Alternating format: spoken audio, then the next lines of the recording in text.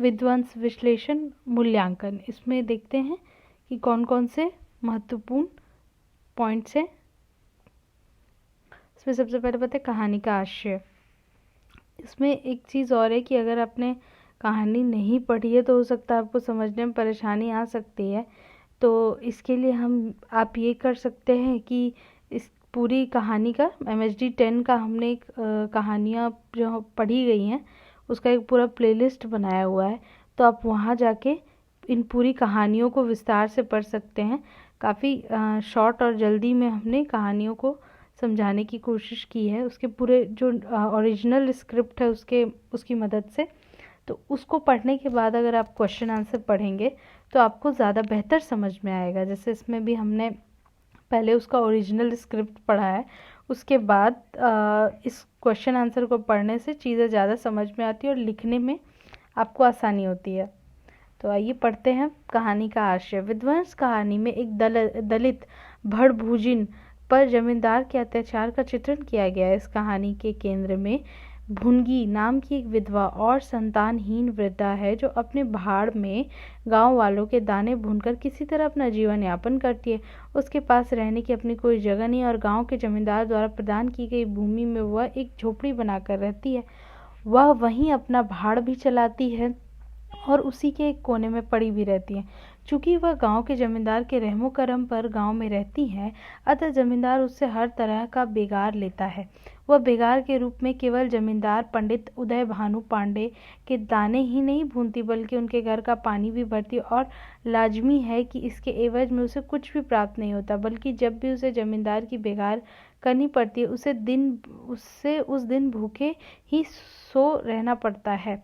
पर जमींदार को इसकी कोई चिंता न थी, क्योंकि औपनिवेशिक शासन काल में जमींदारी व्यवस्था में मानवीय संवेदना के लिए कोई स्थान न था और बेगार वाली व्यवस्था कर रैयतों द्वारा उल्लंघन करने पर जमींदार द्वारा उन्हें उजाड़ भी दिया जाता था। भुनगी के साथ भी ऐसा ही होता था।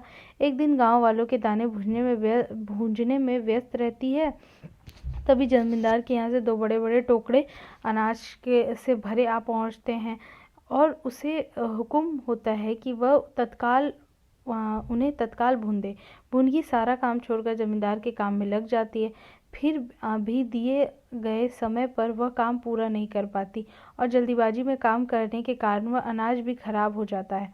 जमींदार साहब का चपरासी जब भुने हुए अनाज को लेने आता है, तब अनाज की स्थिति को देखकर वह भुनगी को बहुत खरी खोटी सुनाता है। उसी रात जमींदार के आदेश से भुनगी की भाड़ खोद दी जाती है और उसका एकमात्र जीने का सहारा उससे छिन जाता है। बहुत सारी मेहनतों के बाद भी जमींदार का कलेजा नहीं पसीजता। अंत में बुढ़िया ये निर्णय करती है कि वह फिर से अपनी भाड़ का निर्माण करेगी और अपने भूख की ज्वाला को शांत करेगी।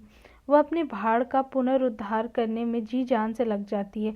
अभी वह मिट्टी के लोदे रख रही होती है, तभी वहाँ कहीं से जमींदार साहब पहुँच जाते हैं और भुनगी को भाड़ का पुनर्निर्माण करते देख आग बबूला उठते हैं। यह उन्हें अपने आदेश की सरासर अवहेलना दिखाई पड़ती है और वे भाड़ को ठोकर से मारकर गिरा देते हैं। अपने पैर से वे नाद को भी गिराने को उद्धृत होते हैं, तभी बुढ़िया उनके सामने आकर उनके क्रोध को और बढ़ा देती है। जमींदार उदयभान अपने चपरासियों को आदेश देते कि बुढ़िया की भाड़ में आग लगा दी जाए। अपनी भाड़ को जलता देख बुढ़िया इसे बर्दाश्त नहीं कर पाती और उसी आग में वह कूद जाती है। एक क्षण में हाहाकार मच जाता है। उसी समय आग की लपटें तेज हो जाती है और वह भाड़ के बगल में बनी किसानों की झोपड़ियों को जलाती हुई पंडित उदयभान के बखार तक को भस्म कर डालती है। ज्वाला और भड़कती है और पंडित जी के भवन भी उस ज्वाला में जलकर खाक हो जाता है। प्रेमचंद ने अपनी इस कहानी के माध्यम से औपनिवेशिक शासन काल में जमींदारों के माध्यम से गरीब ग्रामीणों पर होने वाले अत्याचार का तलख चित्रण किया है। उन्होंने अपनी इस कहानी में दिखाया है कि इन बेजुबान ग्रामीणों पर होने वाले अत्याचार पर उस काल में कोई फरियाद सुनने वाला भी नहीं था। प्रेमचंद इस बात से भली भांति परिचित थे कि औपनिवेशिक शासन में इस दमन का कोई प्रतिकार नहीं था। लेखक के सामने इस दमन से निकलने का कोई रास्ता नजर न आता तो वह पर पीड़ित को दंडित करने के लिए दैवी शक्तियों का सहारा लेने से भी गुरेज नहीं करते हैं। इस कहानी में भी जमींदार के लोग जब भूजिन की झोपड़ी और उसके द्वारा नवनिर्मित भाड़ में आग लगा देते हैं तो वह आग ऐसी भड़कती है कि वह जमींदार के विशाल भवन तक को भस्म कर देती है। प्रतीक के रूप में इस रूप में भी लिया जा सकता है कि गरीबों पर किया हुआ अत्याचार उनके ही रोष में भस्म हो जाता है। अब पढ़ते औपनिवेशिक शासन और जमींदारी प्रथा। विध्वंस कहानी में औपनिवेशिक शासन काल में स्थायी बंदोबस्त के अंतर्गत स्थापित नई जमींदारी प्रथा के तहत गरीब और लाचार ग्रामीणों के शोषण का तल्ख चित्रण किया गया है। यही होता था कि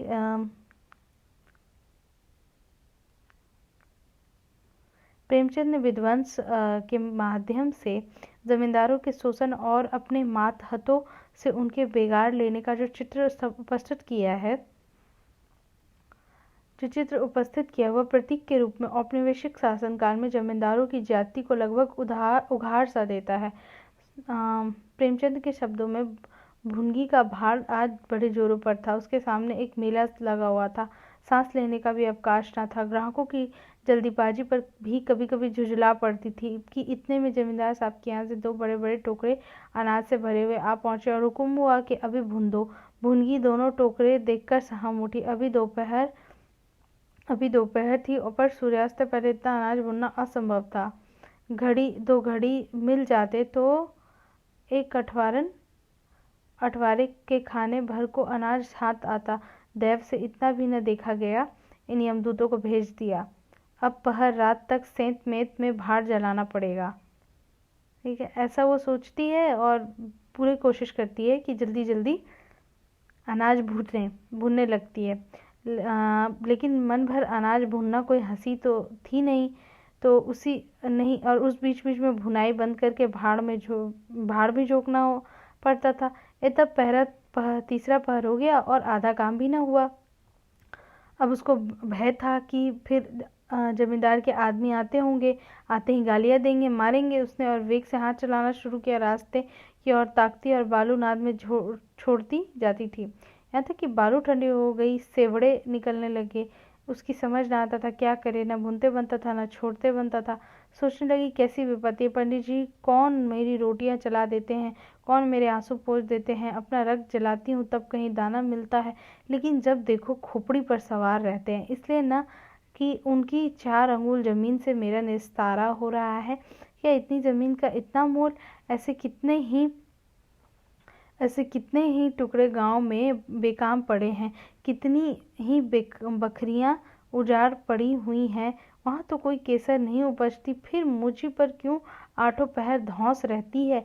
कोई बात हुई या धमकी मिली कि धमकी मिली कि भाड़ खोदकर फेंक दूंगा, उजाड़ दूंगा। मेरे सिर पर भी कोई होता तो क्या बौछारें सहनी पड़ती।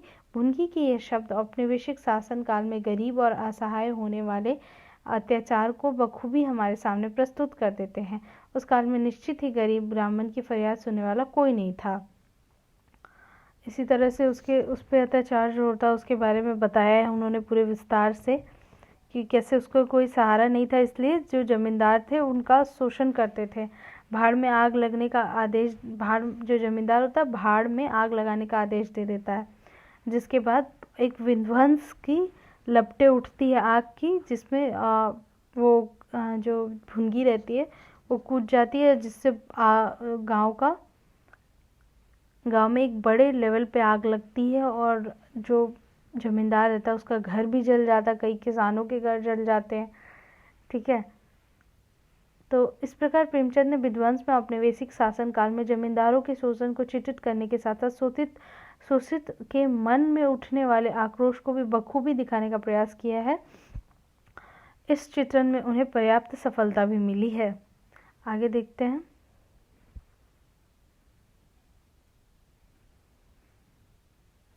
आगे जो पॉइंट्स इम्पोर्टेंट होंगे हम उन्हीं को देखेंगे। ये आप अपने नॉलेज के लिए पढ़ सकते हैं, लेकिन इतना इम्पोर्टेंट भी नहीं है कि इसको इतना पढ़ा जाए। अब आगे पढ़ेंगे गुल्ली डंडा, विश्लेषण और मूल्यांकन।